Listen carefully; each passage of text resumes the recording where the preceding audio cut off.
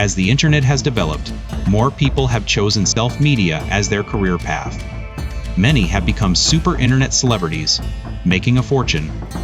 But some weren't so lucky, especially outdoor bloggers, who constantly face high risks. Today we introduce 3 outdoor bloggers who have passed away, with the third disappearance still a mystery. Hello everyone, welcome to Brian Crime TV. I'm Brian Storm. A 22-year-old outdoor blogger from Belgium. Let's call him Xiao Si. Alright. As of writing this, he had uploaded 14 videos on YouTube, gaining 129,000 followers, which is very good. His videos shared outdoor life, with a unique filming style. Though he appeared on screen, he never spoke in them, relying on natural sounds to create an immersive experience. Xiao Si started outdoor sports at 19, soon deciding this lifestyle was his pursuit. He once biked over 6,000 kilometers alone, crossing all of Sweden, and often camped solo in remote wilds.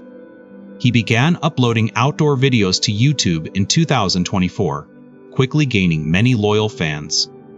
These unique experiences gave him wilderness survival skills few possess. But nature's cruelty is that, no matter your experience, you can't fight extreme weather. On the night of October 29, 2024, Xiao Si faced such an extreme situation. He was crossing the Jakmach region in northern Sweden, famous for stunning snow landscapes and auroras. Xiao Si first drove to a nearby small town, then hiked into the wild with camping gear, recording it all with a camera. For his next video material, October 29th, was meant to be the last day of his hike. He planned to return before dark, then drive home the next day. But in winter, Nordic nights fall early, and when Xiao Si was just a few kilometers from town, it was already completely dark. Traveling at night would be very risky, so he decided to camp there, waiting to travel at daylight. But he didn't know, a strong cold front was about to hit. Xiao Si sensed something was wrong with the weather, so before sleeping, he built a snow wall around his tent as a shield, but he underestimated the cold front's strength. Hours after setting up the tent, wild winds mixed with heavy snow began ravaging the area, with peak winds hitting an astounding 120 kilometers per hour. Temperatures fell sharply to -6 Celsius. Some might think -6 isn't that cold. Great. But here's the thing. With wind, body heat drains quickly, making the wind chill much colder than actual temperature. Xiao Si then realized how serious it was. Around midnight, he sent a video to a friend. The clip showed him inside his tent. According to the video, his tent was being torn apart by fierce wind. He said in the video, "It's tonight. Tonight, it's gonna get worse. Jesus Christ." But then, he called his grandmother, making a phone call, assuring her he would come back safe. "It's snowing heavily here, but don't worry, I'll survive, you know." But the blizzard was fiercer than he imagined. At 2:36 a.m. that day, Swedish police received an emergency call. The caller was Xiao Si, who first gave his location, then said he was on the edge of hypothermia, and his nose was broken. The situation was critical, and he needed immediate help. But the strong winds grounded the helicopter, and heavy snow blocked ground rescue. Until about 10 a.m. the next day, the winds calmed down. Rescue teams finally arrived. But by then, they found Xiao Si lying in the snow, already lifeless. His lower body was purple from the cold, and blood from his broken nose had frozen. But what puzzled rescuers was that Xiao Si wasn't found in the tent, but 2.6 kilometers away. Later, people guessed his tent was blown down by the wind, and he tried to walk back to his car, but accidentally broke his nose on the way and couldn't move due to hypothermia, finally freezing to death. In this tragedy, the only comfort is Xiao Si died doing what he loved. And maybe it's a coincidence, His channel name Storm means storm in English, and he was buried in a storm. Truly fate's mysterious design.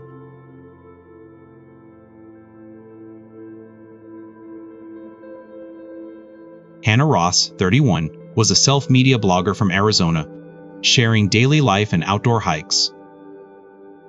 Unlike extreme challenge bloggers, she chose regular, easy hiking routes, walking while sharing her thoughts on life. Hannah, with her looks and good speaking skills, gained over 70,000 followers on Instagram.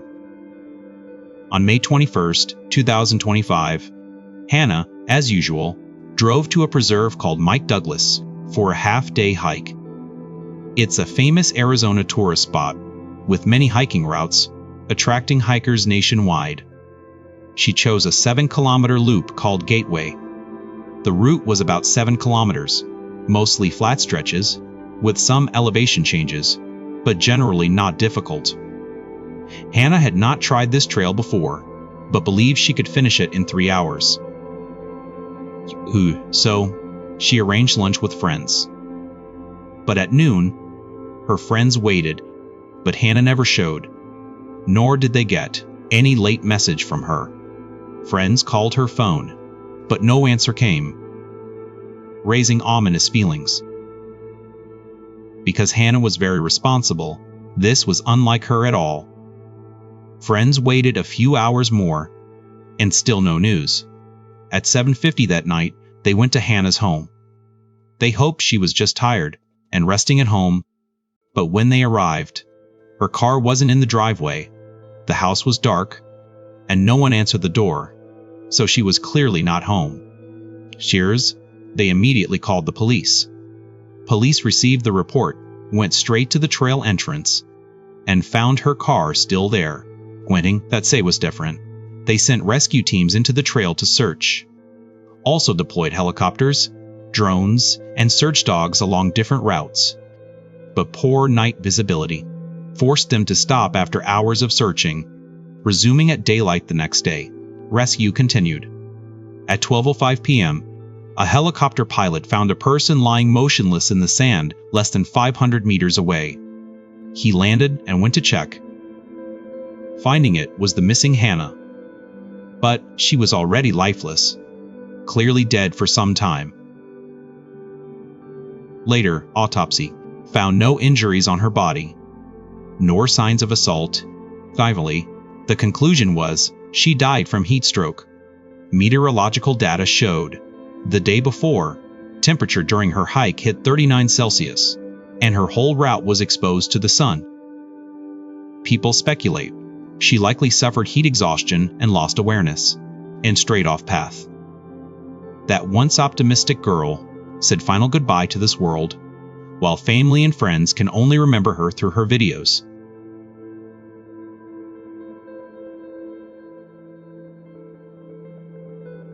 Fane Kinney was 33 years old, an outdoor survival expert from Scotland, who ran a school called Wildcat Jungle Survival, teaching outdoor survival skills, including hunting, foraging, and shelter building.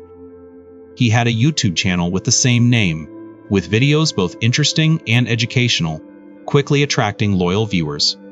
But no one expected that this survival master would face disaster.